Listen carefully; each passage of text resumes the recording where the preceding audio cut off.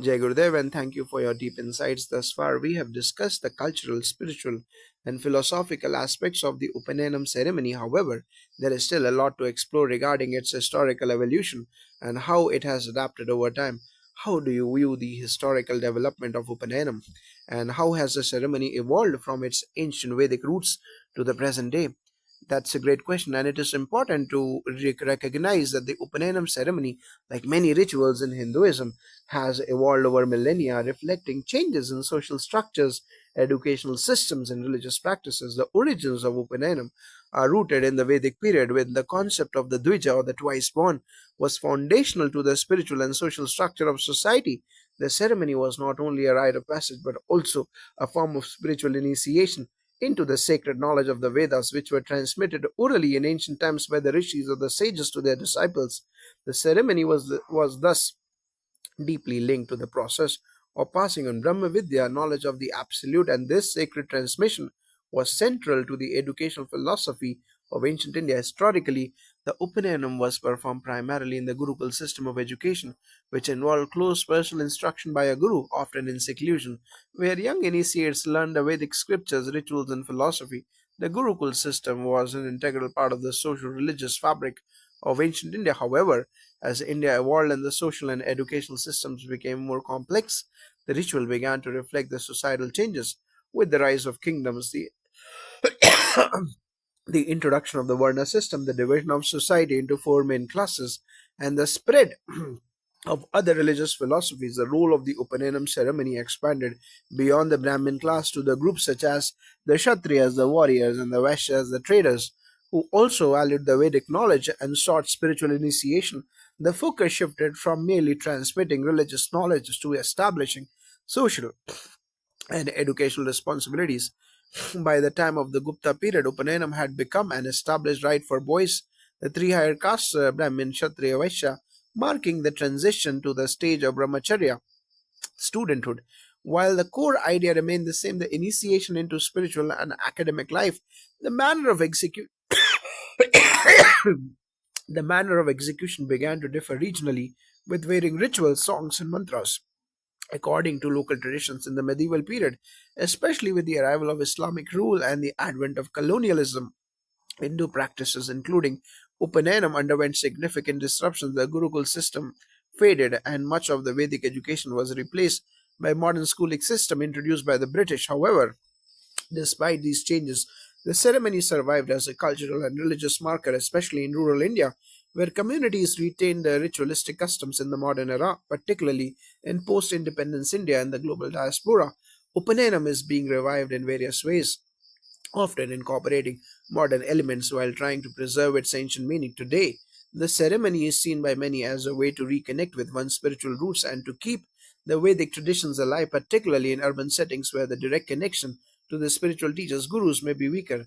That is fascinating how the ceremony has evolved, but retained its cultural, central, spiritual significance moving forward into the present day. One major question that arises is the growing influence of secular education systems and scientific thinking.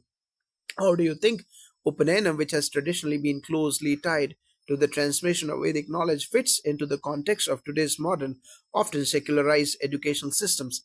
Indeed, this is a significant point. Secular education, which focuses primarily on rational and empirical knowledge, has reshaped the way many people understand the world. This has presented both challenges and opportunities for the preservation of traditional spiritual practices like Upanayam.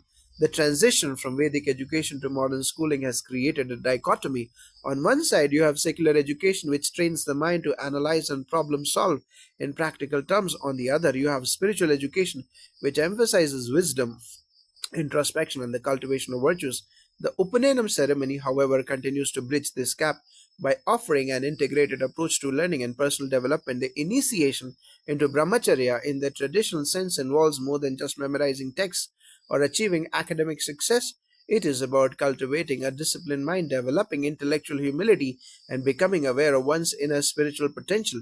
These values are still relevant today and can easily coexist with modern education. In fact, There is increasing awareness in the field of education about the need for a holistic approach that integrates both intellectual development and emotional and spiritual growth.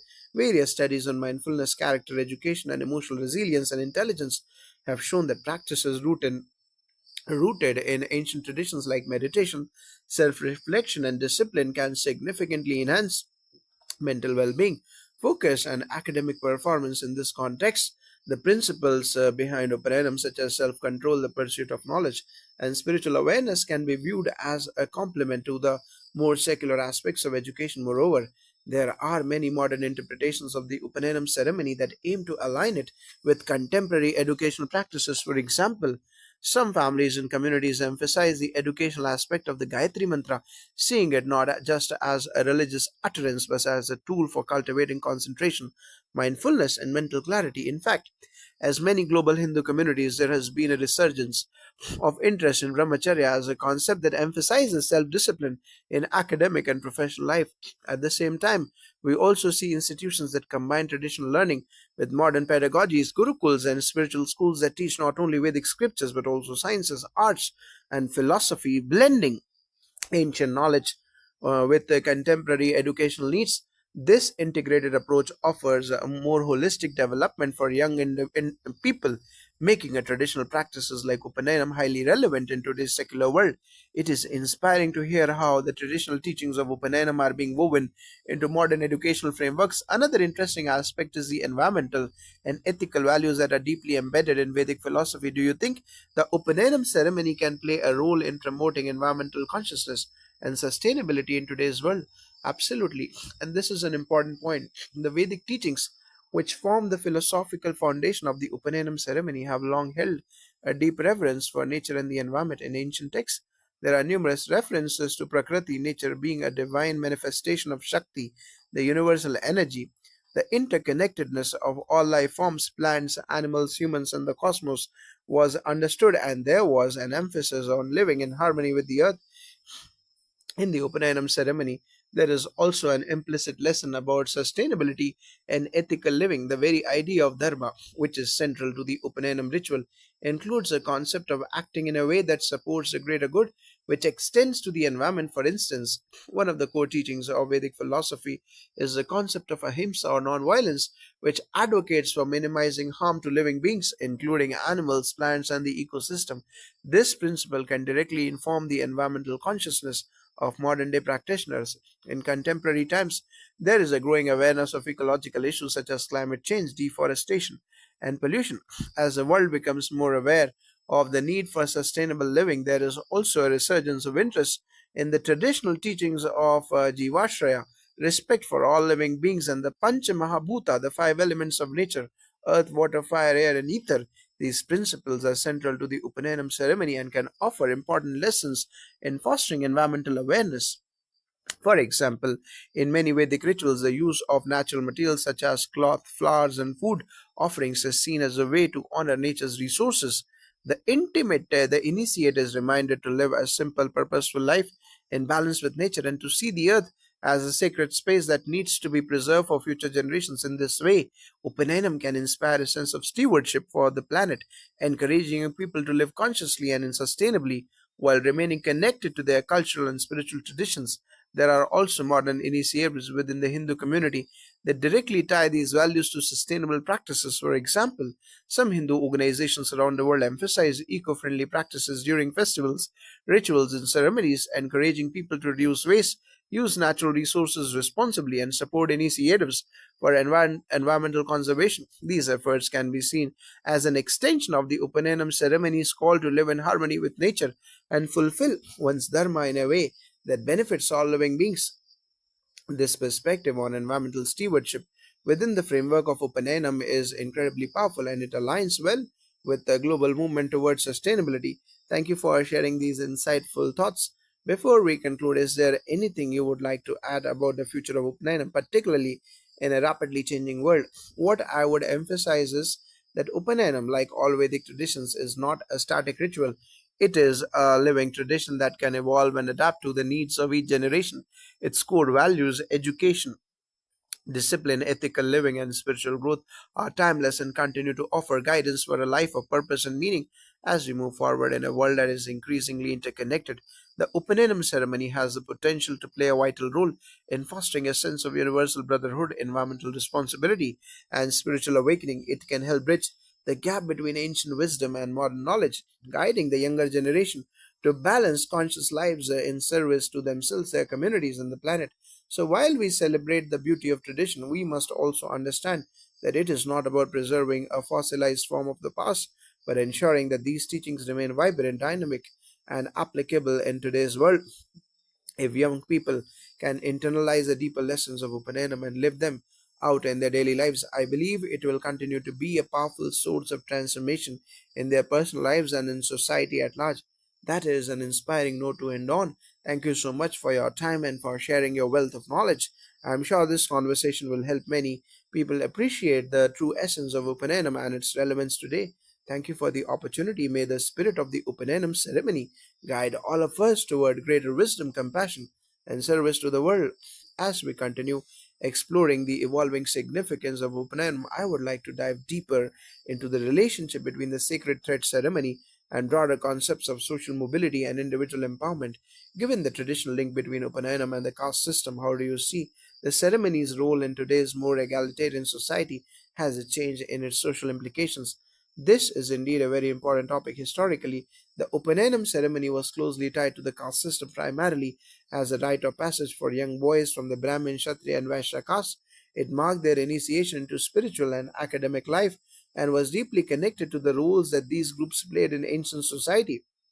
However, over the years, with the advent of social reform movements, especially after the Indian independence struggle and the increasing focus on equality, the social dynamics around Upanayam have significantly shifted.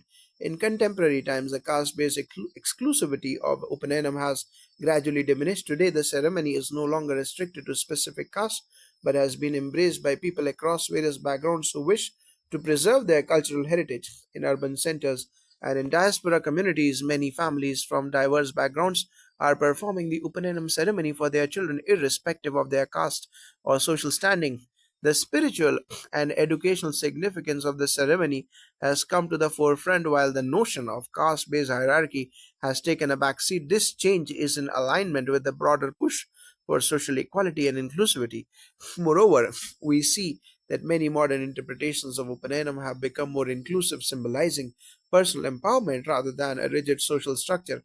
The ceremony is now often seen as a rite of passage into an empowered, responsible adulthood, whether a child is from a Brahmin, Dalit, or any other community. The emphasis in contemporary settings is on the individual's spiritual potential, discipline, and quest for knowledge rather than their birth or caste.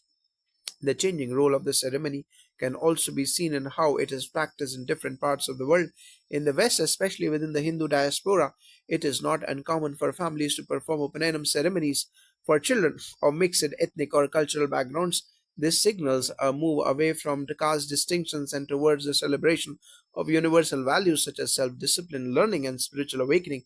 At the same time, we cannot ignore the historical weight that caste has had on the rituals' legacy. Some communities are still grappling with caste based practices, and many view the Upanayam as a continuation of those traditions. But overall, the shift toward an egalitarian perspective in the practice of Upanayam reflects larger global movements for equality, social justice, and personal empowerment.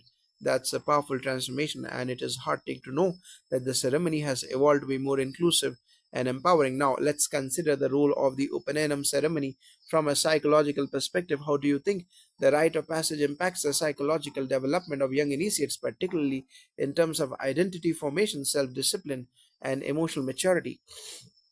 The psychological benefits of Upanayam, like many rites of passage, are profound and multifaceted. At its core, Upanayam marks the transition from childhood to adolescence and adulthood. This is a time of significant psychological development as young people are forming their identities and learning to navigate the world with greater autonomy and responsibility. The ritual itself provides a structured and supportive environment for this transition with key psychological impacts. The sacred thread or the Yajnapavidha itself is a powerful symbol of transformation. When a young person receives the thread, it signifies their official entry into a new phase of life, one that is rooted in spiritual and educational responsibilities. This external symbol of their new identity reinforces their sense of belonging to a greater tradition and purpose. The ceremony provides a moment for the initiate to reflect on who they are, what they stand for, and what their future holds. In that sense, it plays a role in the formation of a stable, integrated identity that combines both their personal and cultural dimensions. The Upanayanam ceremony is not just about receiving a sacred thread, it is about self discipline and mental fortitude. It is also about assuming the brahmacharya way of life, which emphasizes self discipline and the pursuit of knowledge. The rituals associated with the ceremony, such as the recitation of the Gayatri Mantra, foster concentration, mental fortitude, and resilience psychologically. These practices help to sharpen focus and cultivate the ability to regulate one's emotions and impulses. In an age where distractions are rampant, the discipline instilled by Upanayana is a valuable tool for emotional and mental stability. Beyond the intellectual development that Upanayana emphasizes, it gives to emotional maturity and responsibility. It also nurtures emotional maturity as the initiate steps into a new role, one that requires more responsibility. They are given guidance on how to behave ethically, act with integrity, and respect others. This teaches them to manage relationships, take responsibility for their actions, and understand the consequences of their behavior. From a psychological perspective, this fosters the development of self regulation, empathy, and emotional intelligence. The initiate learns to balance their personal desires with their duties to the family, community, and society at large. Spiritual resilience, the initiation into Vedic study, and the commitment to self purification also enhances spiritual resilience. The young initiate is introduced to the idea that life's challenges are part of a greater cosmic order. In today's fast paced world,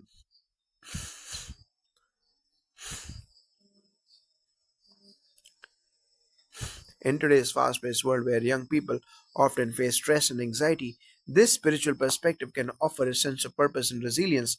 The rituals, the mantras, and the teachings help to anchor the initiate in something greater than themselves, fostering emotional and spiritual resilience that can guide them to life's ups and downs. There is also research to support the psychological benefits of traditional rites of passage like Upanayana studies or adolescent development highlights how rituals that mark transitions help young people to better understand their place in the world, reinforce social bonds, and internalize cultural values. The psychological power of these rituals is not just about the ceremony itself, but is also about the expectations it sets for the individual's growth and maturity. These psychological impacts are both profound and practical. It is clear that the ceremony provides a foundation for mental, emotional, and spiritual development. I would also like to shift gears a little to explore the role of Upakarma, the ritual that involves renewing the study of the Vedas, particularly as it relates to personal growth and lifelong learnings. Can you tell us about the importance of Upakarma and how it might complement the Upanayam ceremony? Upakarma is a deeply significant ritual when within the Vedic tradition, and it is often observed by those who have undergone the Upanayam ceremony. It marks the annual renewal of one's commitment to the study of the Vedas and the practice of spiritual discipline. Traditionally, it is performed by the initiate on the day of the Shravan Purnima, the full moon day in the month of Shravana, and it is seen as an opportunity to reassert one's vows of study, learning, and self purification. The Upakarma ritual involves the individual changing their sacred thread or renewing it, which symbolizes a reaffirmation of their commitment to brahmacharya and to the pursuit of spiritual knowledge. The participant also takes a vow to renew their study of the Vedas and other spiritual texts, often under the guidance of a teacher or a mentor. This annual ritual is seen as a moment of spiritual recalibration. From the perspective of personal growth, Upkarma serves several important functions. Renewal of learning commitment. While the Upanayam ceremony initiates a young person into the study of the Vedas and spiritual practice, Upakarma acts as a yearly reminder to continue that path of lifelong learning. It reaffirms the idea that education, both secular and spiritual, is a never ending process in today's rapidly changing world where knowledge is constantly evolving. Upakarma reinforces the value of regular study and self improvement, reinforcement of discipline.